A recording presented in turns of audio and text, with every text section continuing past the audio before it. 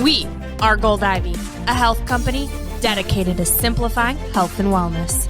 Tune in as we search to find the deep, real, and raw truth. We're here to talk big, no room for small talk. It is our mission to inspire, seek growth, simplify the action steps, and build confidence. You decide what works for your daily life and how to transform our lessons into your gold. Are you ready to step into your power? Now is the time. Join us on the fearless pursuit of self-discovery and growth. This is Ivy Unleashed, a Gold Ivy production.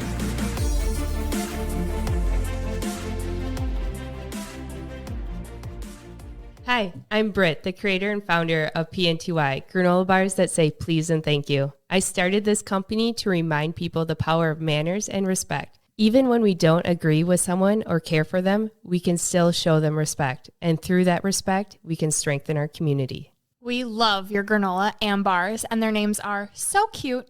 The Golden Rule, Pardon Me, You're Welcome, Sharing is Caring. We're curious why you decided to share this message with granola bars specifically. It's a fun, easy, daily way to share an important message. My products are especially crafted in a way to be inherently good for you. Pantry-friendly ingredients, well-balanced, and packaged in an earth-friendly way. It's full circle. Take care of yourself, be mindful of your community, think about your earth. They are simply a daily reminder of that. Love that. Your Yes Please granola has officially made me a breakfast person. It's hands down the best granola I've ever had. I pair it with Greek yogurt, berries, and chia, and I look forward to it every morning with my coffee. I love that it's gut-friendly, being gluten-free, and has a dairy-free option too. Britt, where can our listeners find your delicious granola, and what kind of deal can you give them? You can find me on Instagram at PTY Granola Co. and order from my shop page, www.ptygranolacompany.com. Ivy Unleashed listeners can use this promo code GOLDIVY at checkout for a 10% discount. Amazing. Thank you, Britt. Nice use of manners, Brooke. Thank you. I truly treasure new connections, and I'm so excited when I get to make granola bars and I'm able to share a snack food that I believe wholeheartedly in. So grab my granola bars and granola whenever you want, but make sure to use your manners. Please and thank you. Ooh, welcome back to Ivy Unleashed. You guys are not going to believe what we have in store for you. Oh my gosh, Tanci. Turn Up with Tanci joined us, and this episode is incredible as we are celebrating our 100th episode of Ivy Unleashed. Woo, woo, woo. Thank you so much for being a part of this, supporting our show. This is our gift to you. You get Tanci. Oh my gosh. And you know, we talk about how sometimes you meet people that you idolize and then it's a disappointment. No. No, not the case with this one. Oh my gosh, you guys, we went in so many different directions. We talk confidence. We talk imposter syndrome. We talk about leveling up. We talk about completely leaving where you're at and going a whole new way. Yes, and not only that, but like the struggle throughout the process. You look at Tanci, you don't think she's been through anything. She's been through a lot. Mm-hmm. She's the epitome of following and chasing your dreams, even if it's ugly, even if it's messy, even if people boo you, even if people don't believe in you, even if you think that, you know, you might not be that unique. Like, she didn't listen to any of that. And she followed her dreams into what it is today. And we got to talk to her about it. It is such an incredible story. We're starting from the beginning to where she is now. So buckle up. Get ready. If you love this episode, we know you will. Be sure to leave us a 5-star rating and review. It means the world and it makes such a difference. And share it with a friend because everyone needs to hear Tanci's message. To know that we all have insecurities, to know that we doubt ourselves sometimes. And to raise your vibe. Mm-hmm. Her energy is incredible and energy is contagious. So if you need some energy, if someone around you could use a little pick-me-up, this is what they and you need. And now to the 100th episode of Ivy Unleashed. Enjoy.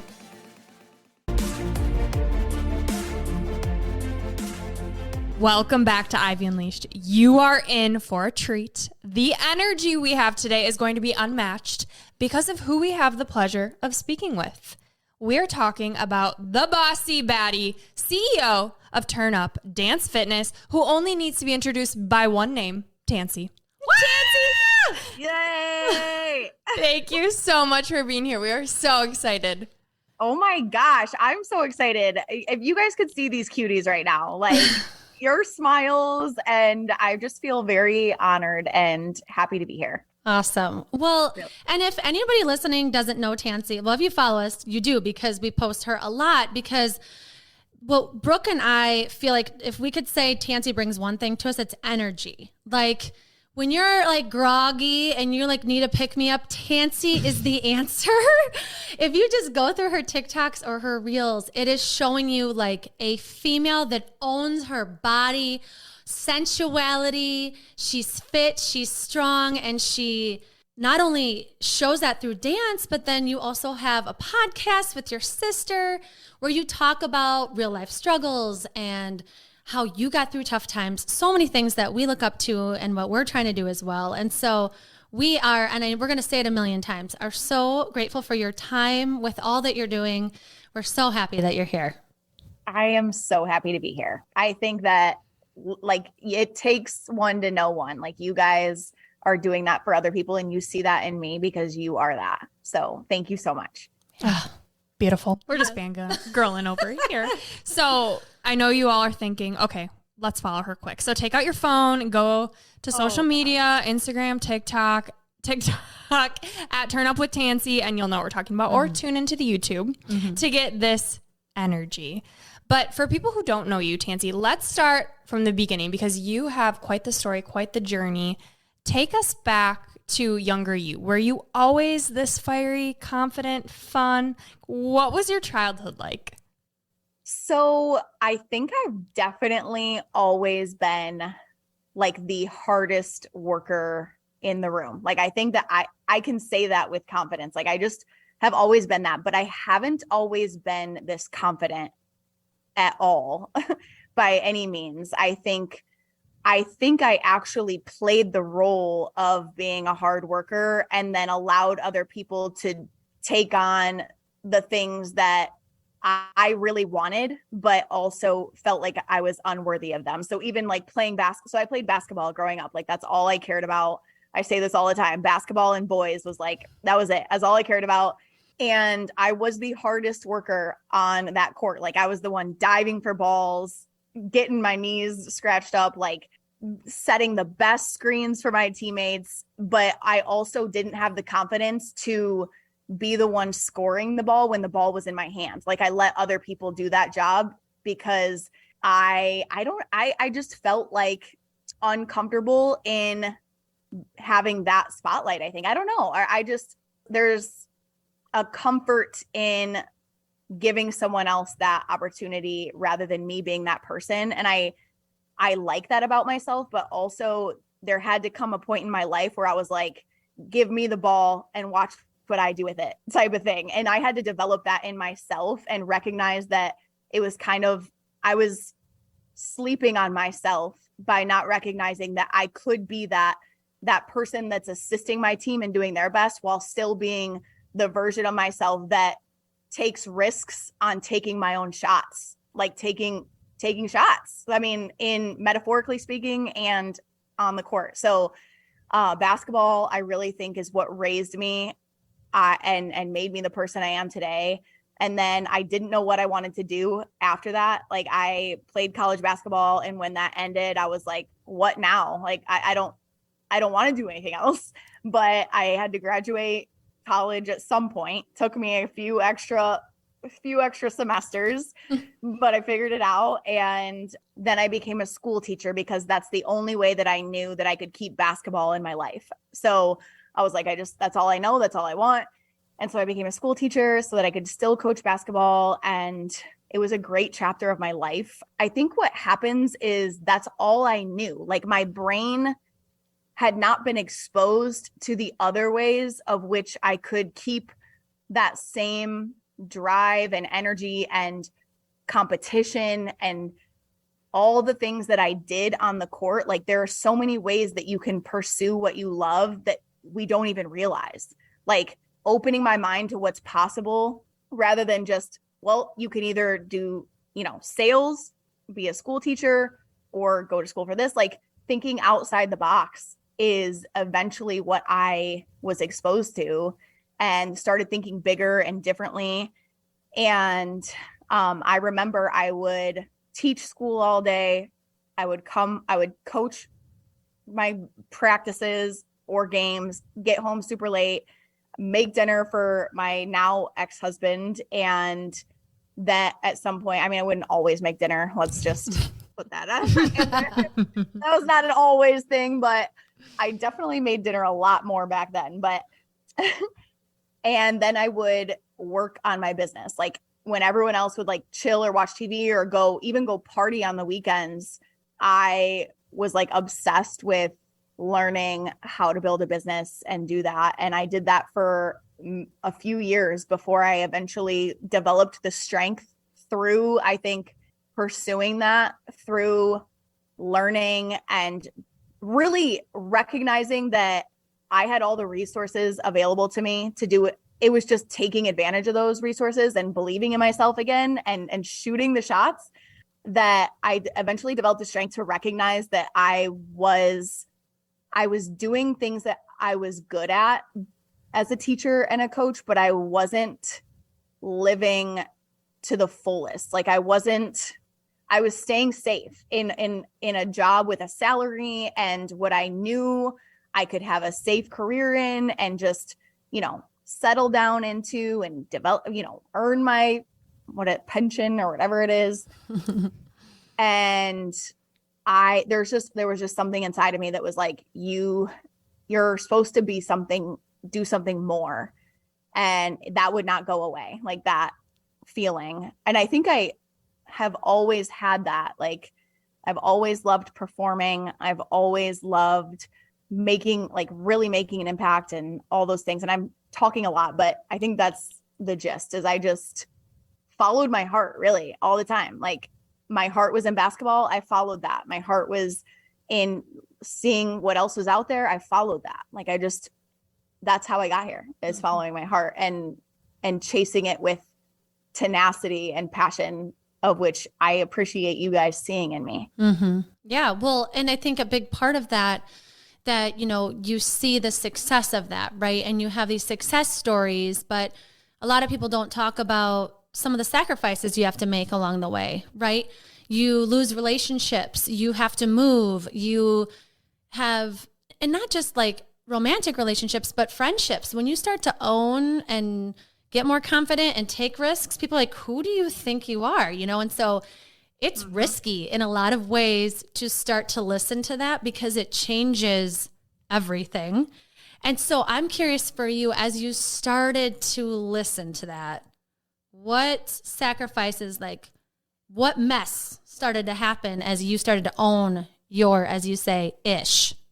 Yeah.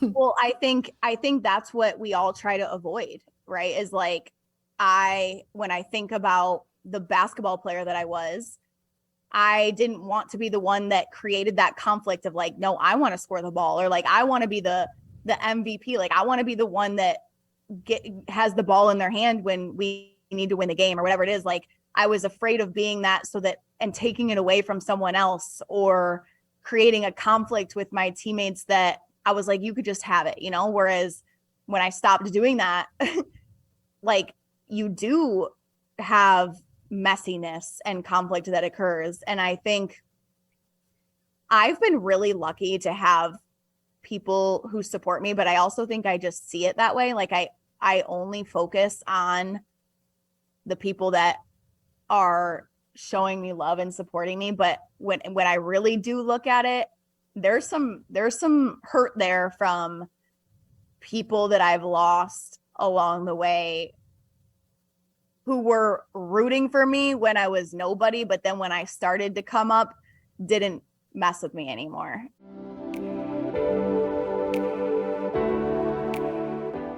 Vulnerable story alert. This message is for any person struggling with the embarrassment of body hair and or underarm odor.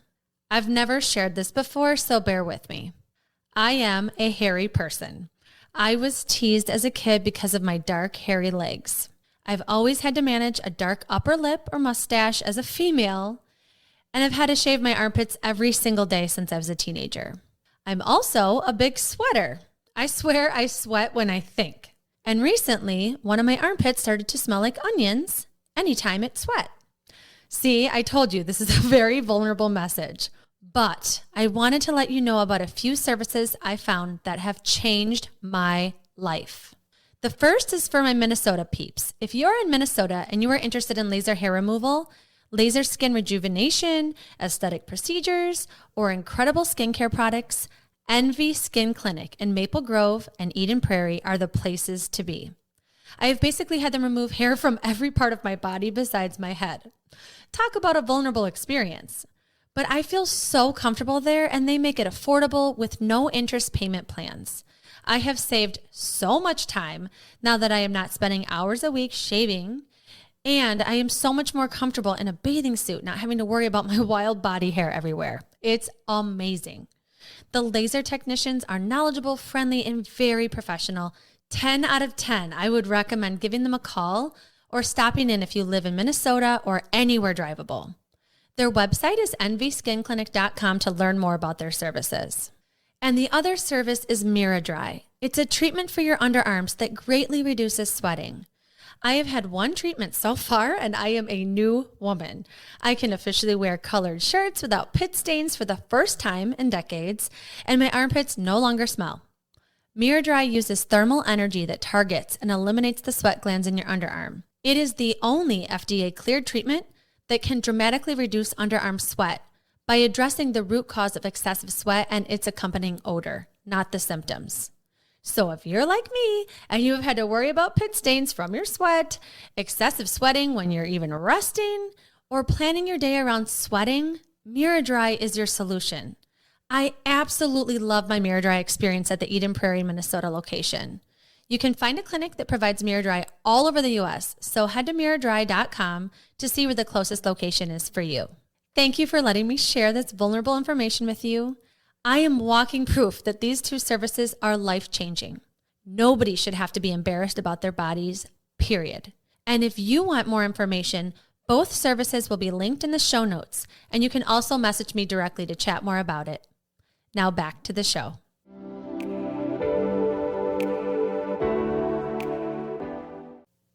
I probably have one, maybe two people who I taught with who still like are following my journey closely because they took it personally. They took it like, oh, this isn't enough for you. Like you think that what we're doing is settling and you're going to go do this. And so I think, well, and I don't know, people take what you're doing personally, but you can't focus on that.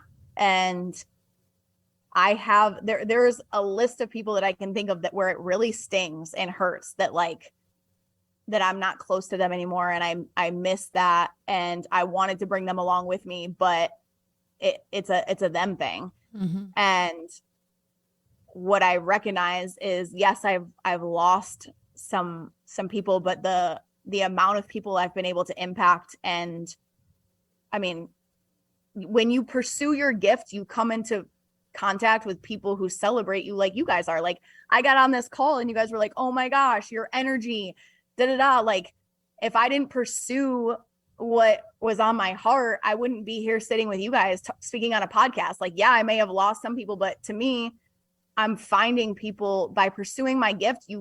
You are gifted with people that appreciate all that you're trying to become. And that is worth it to me. We're your people. Like those aren't your people. If they can embrace your gift, it's not even a question if it's a gift. You know, it's not even like you take one look at you on a dance floor and what you were doing. Like there's this video.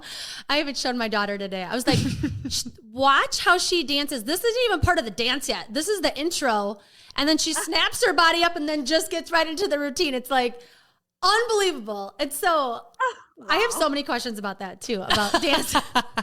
Because you are just meant to dance and like embody who you are in so many ways. But the dancing piece for Brooke and I, because we were both dancers, especially Brooke. Like Brooke is like a real good dancer. But when it comes to you and embodying your gifts through dance. Like, is that something you do all day? Is this like set aside time? Is this like your workout? Like, when are you dancing? Yeah. So yeah, it is crazy because I did not grow up dancing. That was going to be my question. How'd you go from basketball to moving your body like that? You guys are awesome. This is the best. Thank you so much. I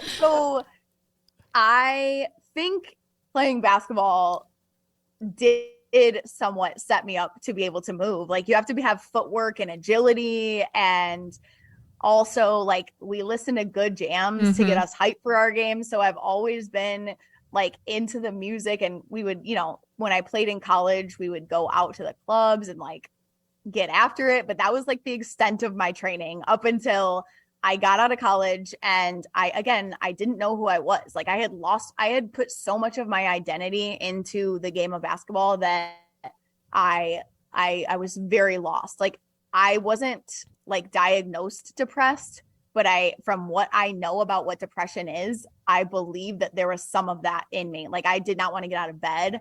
Like, I just wanted to sleep. I didn't want to do anything. I didn't want to shower, and which is so crazy because that's not who I am at all. But I had no motivation. I had no direction. And I was like, I got to work out. I need to stay in shape. I like to eat. Like, in basketball, they don't teach you to eat healthy. They just we eat whatever we want and then go to practice and burn it off. So I was like, I got to do something. So it's crazy because my mom was actually an aerobics instructor, but it's like subconsciously affected me. It's not like she put that on me. It's almost like I forgot that she even did that when we were young, but it was in me or something. But I ended up going to a dance fitness class, and I literally remember leaving that dance fitness class. They played, what's that Christina Aguilera and Pitbull song that's like Dirty? dancing. No. Do you know that? Dirty? Yes. Where she's the boxer? That's Dirty. Yeah, but that's not with Pitbull. It's like dancing for the moment or something. Okay. Like, yep. in the moment, something like that. Anyways, It got you in your moment.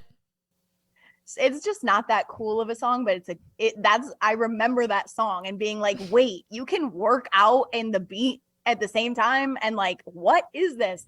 And I walked away like dancing around the house and being like, oh my gosh, I had found that thing that lit me up the same way that basketball did. And it's just in me. I want to be the best. I'm going to work my ass off at whatever it is that I want, and I'm going to go above and beyond. So I don't think I even realized that I was at first putting in work to be a better dancer. I was just doing what I loved. And then as I started to build my own business, I realized that I needed to be a pro at what I was doing. And I wouldn't say that I dance every day. And when I do dance, I am how like you think of like artists who are creating like paintings and they're like in their room and it's messy and they're like insane and going crazy and like, oh, that's not good enough and da-da-da. Like, that's how I feel like I dance. Like, I am a psycho.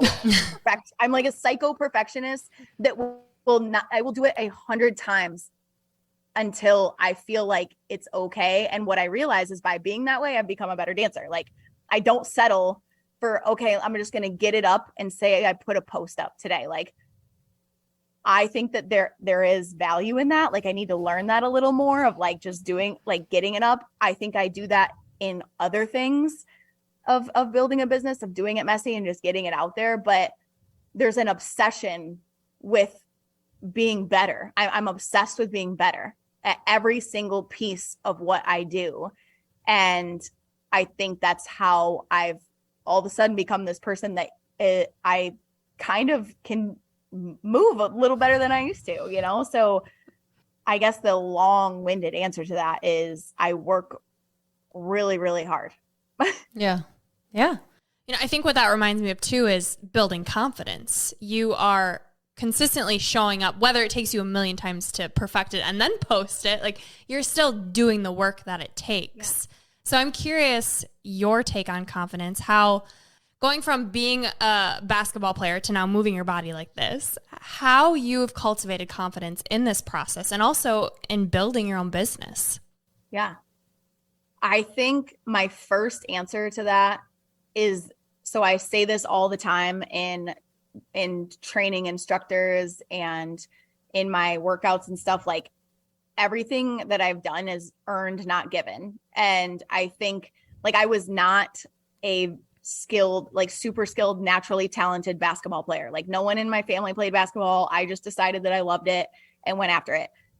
Same thing with dance fitness. Like I didn't have training. No one pushed me in that direction.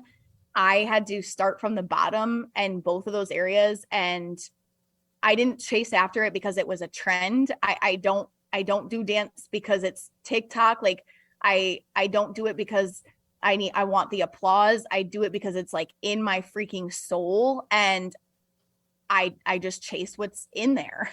And I think because I've earned every piece of what I am doing, there's a confidence in that. And I think a lot of times we forget that. Like we want it to be easier. Like, oh, I just want this to come a little bit easier. And I can relate to that like so much.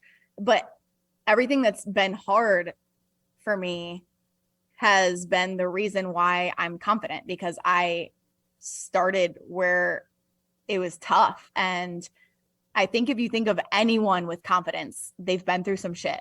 Like they've got some shit to them. And I mean, anyone, like you don't get confidence by just being there and thinking about being great. Like you have to be willing to make mistakes. Like you have to be willing to show up messy. You have to be willing to do it over and over and over again until you get it right. And I think that's what I'm really good at. Like I'm very persistent, and if I love it, I'm not going to stop. And I just think doing the hard thing, like dance fitness is a hard industry. Like it is. And sometimes I forget that, like everyone and their mom wants to start a dance fitness brand and name it their own thing. And it's competitive and it's judgy. And I mean, dance in itself, I'm sure you know that from being dancers, like, and then building your own business too. Same thing. Like it's cutthroat out here, man. So like when you just keep showing up through all that, you build confidence. And that's it's so hard to define. It's being willing to mess it up. And I'm willing to do that because I see the bigger picture and how I want to live and how I want to impact. And I'm not going to stop at anything to make that happen. So I don't know. Maybe you guys have a better answer. Well, I think from what you're saying, it's like not just, I think with confidence, there's a lot of words to help describe it. And the theme of what you're saying is there's like some integrity behind being aligned with your values and what's calling you and pursuing it because it's your truth. And so it feels honest. Mm-hmm. And then having the ownership of I'm messing up, but it's okay because I'm going to keep working on it. And it's messy and it's not cute. I'm going to keep working on it. And I feel like you continually not quitting, build even more integrity so that you can be proud of yourself. I keep seeing and thinking trust, like you're having trust in yourself because you know that you will show up. And I think a lot of people, they don't have that trust in themselves. They are second guessing themselves. And even if you don't know exactly how things will turn out, you know that you'll show up and give it your all. Yeah. Mm-hmm. People put so much emphasis on skill, on who you know, on the amount of followers, on things that are outside of themselves that I think come along with being persistent. But like, I think my confidence comes from no one's going to outwork me. And that's within my control. Like that, you can't outwork me, period. And that is not something that anyone can take away from me. And also, I know from experience, and I'm sure you guys know from experience too, from building your own podcast, that there can be a million people doing what you do, but no one can do it like you. people can take what you are trying to do and try to emulate it, but it'll never be the way you're doing it, and vice versa. And when you are so yourself and you work your butt off, like no one can take that from you. And that's where confidence comes from. So confidence is taken from us when we're putting emphasis on things that are outside of ourselves, you know?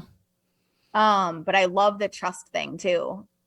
I would like to add that there is doubt in my mind every single day with what I'm doing. I question the more I know, the more I question. The more I grow, the more I question. Like, it was easier back then when I first started. Maybe you guys feel the same way. Like when I first started building my business, I thought it was tough, but now that I'm scaling and learning and I know more, I actually question a lot more. You see different things with different perspectives. There's not a day that goes by that I don't doubt myself, the words that I'm saying, the way I'm saying it, what I'm posting. That will never go away. It will actually grow more, I think.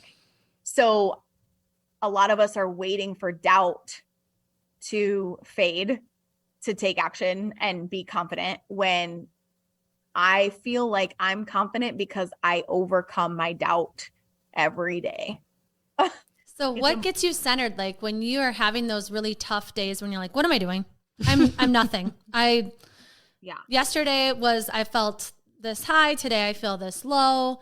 Like what gets you back to you? Yeah. That's such a good question. My first answer that comes to my mind is getting back to like the basics of why I started, or what excites me in what I'm doing. Cause it is easy once you get started to get distracted by all the things you have to do that are all involved in it. But like creating, when I feel lost in what am I doing, I'm like, let me create a bomb workout from start to finish, which has become a very small part of my job. I'm sure you guys feel the same way. Like podcasting, this part is the fun part. People think that this is the job, and it's like, this is the fun part that we get to do. The work is in everything else and making it happen. And that so nobody sees. It's the unseen hours. Yeah. Yeah.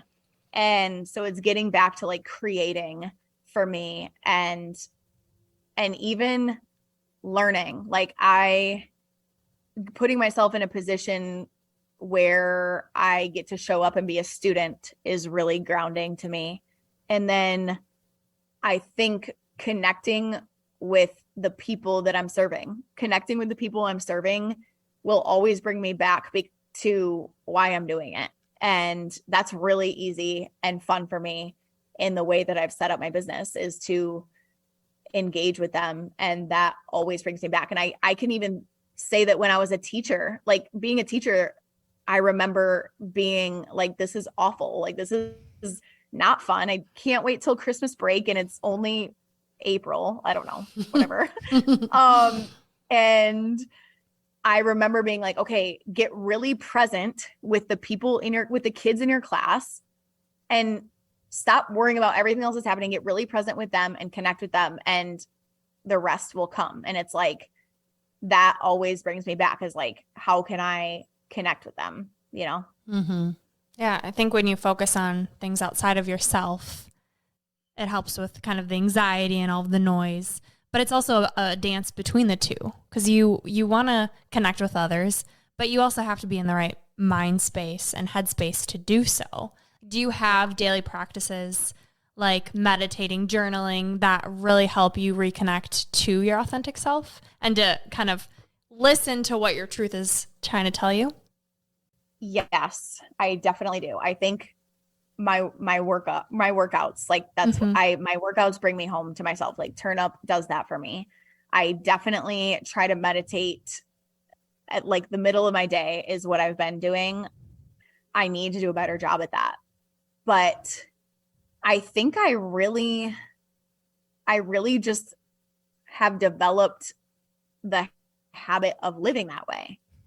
And as much as I want to get better at meditating and journaling, I think those things are so important. And we preach that in the squad all the time. Like, I think it's a habit to be that way no matter what, like no matter what's going on, no matter if I got my journaling in, no matter if I can meditate, like how can I just come back home to myself and respond as quickly as possible? It's like dancing brings you back into your body. That's your way of reconnecting with you. You're really smart. You made a business out of what recenters yourself. It's brilliant. And I mean, that's how I feel about our podcast is like, I feel centered in getting to, in these deep conversations with people, we can really reflect on what lessons you're learning about life. We can learn from other people and that, you know, you're thinking about physical and mental health and those types of things. But a big piece too, that I would love for you to talk about is, you know, sometimes getting back to yourself or focusing on your mental health has to do with your circle, who you're around, who your people are. And you talk about being where you're celebrated, not tolerated. And so I'd love for you to talk about that and just how important that's been in your life. Man, I think that that's one of the biggest lessons that I've learned in building a business and in being an instructor even, is there is a space for everyone no matter what you're doing. Like if everyone in the whole world was doing dance fitness, there would still be space for me with my people because I am doing it my way. And I think I, for a long time, tried to convince people that I was worthy to be a part of what they were doing and show that I could bring something to the table. And when I stopped trying to convince people and instead rose my standard of how I was showing up in my own way, I started to attract my people to me rather than trying to join someone else's thing and fit into what they might need and make them see me. Whereas I think when you're being the best version of yourself, you can't help but be magnetic and be seen in the way that you're actually supposed to be seen and be celebrated. And I think being an instructor will teach you that really quick because I mean, it is metaphorical. Like I make a playlist, for example, I have my first class in Chicago, not tomorrow, but the next day. I'm nervous as heck. Like I've been doing this for 12 years and still I am starting all over again to a brand new audience that doesn't know me. They don't care where I've been. They don't care about Turn Up Dance Fitness. They want what they want and they are giving me their time. So like there's a part of me that's like, okay, what is everyone else doing in the gym that they're going to? That's like, okay, maybe I should add a little more of this and a little more of this so that it appeals to what they want and what they are used to. And I have to coach myself to be like, don't water yourself down because although you may make them uncomfortable at first, they don't know that they want that discomfort. They don't know that they want that challenge. They don't know that they might want something different. And then that there might be people who don't want that, but then there's going to be that group of people that's like, this is exactly what I've been searching for. I've been doing this over here because it's all that's offered, but this is my heart. And it's like, if I were to reshape myself to be like everybody else, I would miss out on the opportunity to provide what I can bring to the table. And it's tough. Like it's really tough because it's scary because what if they don't like it? What if they're like, this is not, that is what it's like. It's not what they're used to. People don't like change. People don't like different. People want to do what they've always done. And somehow you have to find a way to be so yourself and at the same time sell them on needing this change and giving them the empowerment to embrace something different. It's a whole thing. When you do that, everything that we've talked about, confidence, persistence, all of that comes, and integrity, because you're staying true to yourself. Like I would start to dread my classes on Wednesdays if I had to make my playlist like somebody else every time. Like what's the even point anymore? Mm-hmm. You know? And again, I'm speaking about a playlist in class, but to me, that's, if you can think big picture in life, it's the same thing. Like you're doing what you think you're supposed to do because everyone around you will like it, because everyone around you will approve. You're going to drain yourself. You're going to lose your motivation. You're going to feel lost in the end. And why did you even start this? Because you're doing what you think everyone else wants from you. And I do think that in business, there's a balance of giving your people what they want. Like, I think that is important, but you got to insert yourself and your passion into that and not water yourself down. Wow. That is so powerful to think about, because you're the CEO, right? And you have to, I think it's important for people of power or that have a big presence to admit that, like, I still struggle with it.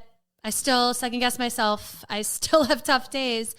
But then also in the midst of you having those moments, like, you still got to show up and then coach your people to coach their people, that's got to be wild. So how do you manage that as the leader to other instructors to kind of show up when they could be booed off the stage or they could be shut down? Like, what's that look like? Man, I think doing it myself and walking the walk is really, really important. I think every little thing that we do and don't do in the turn up squad, I don't think people realize this, but it's on purpose to develop that muscle, to have them flex that muscle. So even if it's like, go learn this TikTok and post it. And I'm not telling you to go learn this TikTok and post it because I want you to grow your audience. I'm telling you that you're flexing the muscle of worrying about what people think and posting it anyways, of working on your dance skills and getting that repetition in to make yourself better. But you're flexing the muscle of metaphorically what it takes to, if you can do it here, like you can do it there. And my people know that I love them. And I think because they know that I love them, like I pour into them. I could cry. Like that's part of the hardest part of, like, dancing is the easy part. And even though it's hard work, like yeah, that part's hard, but pouring into people, you talk about sacrificing, like to give to people in the way that I want to give, like there's a lot of sacrifices I've had to make, and they know that and they appreciate that. And I think when I then come down on them, like, hey, this isn't enough. Like, hey, there's more in you. Why are you, I don't want to hear you complain about this. Like, you're not allowed to use those words ever again in this group. Like, when I come down on them, like, they know it's with love. And I think a good coach, a good leader is someone who, like, they don't care how much you know until they know how much you care. So they know how much I care. And therefore, when I get serious, they're listening, and vice versa, right back at me. Like, I let them call me out on my stuff too. Like, I think admitting that I'm not perfect either. And I'm in this, the goal is to get better. And when you're just constantly getting better, good things come. It's a challenge for instructors too. And it's such a funny thing because there are so many other ways that I could set them up for success. Like, I could give them, here's what you have to do after your certification. This is the step, this is the step, this is the step. And I'm very mindful of what I give them and what I don't, because I think, again, earned, not given. Like, you need to go earn that to develop that confidence when you step on that stage, to know this is me and this is what I'm here to do. You got to earn it. I can't give it to you. And so it's like, almost like if you have kids, I'm sure you said you have 3 kids. God bless you. Sheesh. You have to let them figure it out on their own. You got to give them the foundation.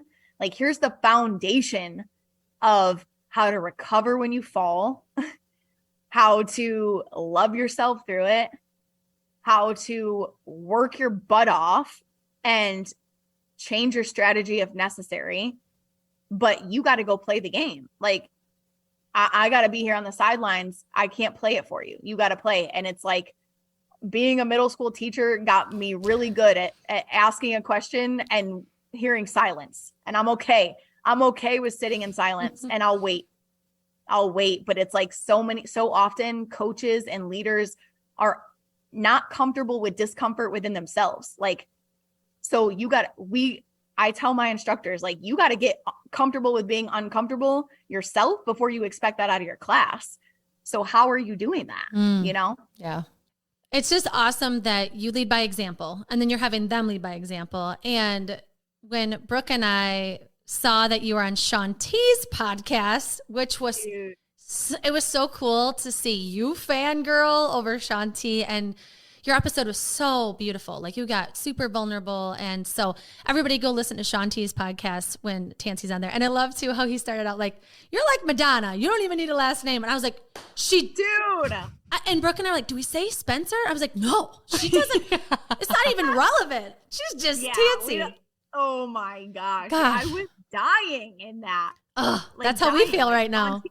Yeah. So it's a big deal to be on Shanti's podcast, obviously. But what I loved was how vulnerable you got, right? You really did some reflecting and talked about your childhood. And I saw so many like reflections between your dad and his story and him being honest with who he was, and then having a supportive circle, a lot like you have with your sister and your parents. And so I just love for you to talk a bit about your dad and his courage and kind of how that's played into your life.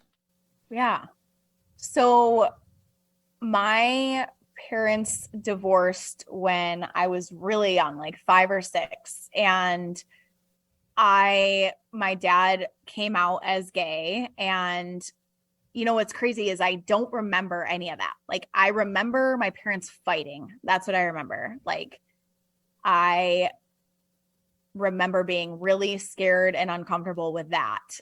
I don't remember it being a big deal that my dad was gay. Like, that was never made a big deal. Like, that's just my dad pursuing his truth. And they both loved each other. But they loved us more than they were mad at each other in that separation.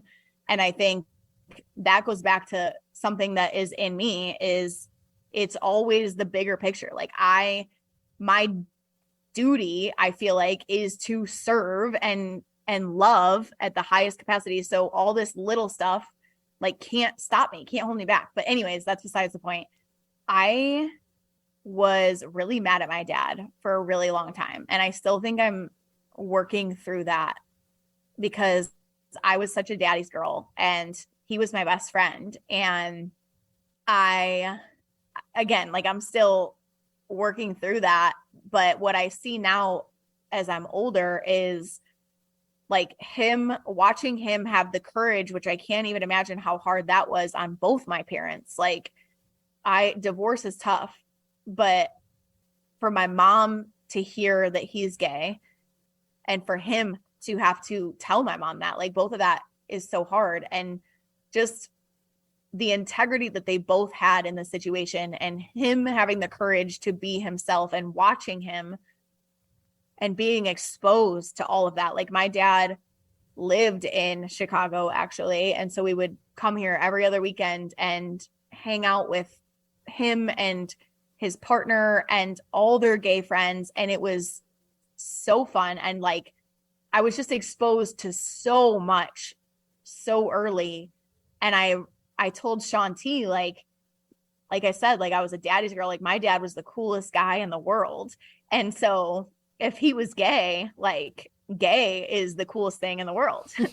And he exposed me that being yourself is the only way to be. Like, it's the only way. And my mom, that is the other part of me that taught me that, like, when you do things with love, when you have integrity with loving people with all you've got and being selfless in that love, like, that's the only way to live. So I learned so much by the way they responded to each other and loved each other through that and loved us through that. And it wasn't clean. Like, it was messy and whatever, but it was the bigger picture. Like, a lot of my strength is from watching them both figure out life from that. I'm sure you guys can relate to that too with your stories. Well, it sounds like you took the best of both of them into who you are and what you're creating. Like, it's beautiful because your dad showed you how to do it. No matter what, I could cry. Like, he's showing you, like, this is not going to be pretty, but I'm going to go after my truth. And then, you know, the way that you pour into your business and your people, like, you just had a podcast where you just like secretly had an episode about how much you love your sister. Like, it was so sweet. And you pour into your people the way that your mom poured into your family. And so it's so amazing that I'm sure you have weaknesses too. But it sounds like you took their strengths and the beauty in that messy situation and you are using it in your life now, which is beautiful. Yeah, definitely. I think they taught me that it's all in the way that you respond. Like, life, you cannot control life. You have to stay true to yourself and have integrity. Like, my mom instilled integrity. Like, integrity is so drilled into me. Like, I can't not, for example, like, if I go to the grocery store, I have to put the grocery cart back. Like, I'm going all the way around. Like, if I walk past a penny or like a dime on the ground, I can't walk past it because, like, it's instilled in me to the littlest of things, of showing appreciation for life and of taking care of the little things, is integrity. Like, integrity is those little things that you could not do so easily that would eat at me, that my parents both instilled in me. So I'm very thankful for that. I think it's what you do when no one's watching, right? How you show up when, like Andrea said, the unseen hours and the work that you're putting into it that no one sees, but they feel it. Your community, there's a reason that you have the following that you have, because you are honoring the love you have for yourself and what sets you on fire, and then also bringing that out in others. It's more than you, it's service. So let's talk about Turn Up Dance Fitness. What does it look like? No, let's start with where it started and how it's gotten to the empire that it is now. So take us back to your teaching and you're like, no, there's more. I'm going to follow this calling on my heart.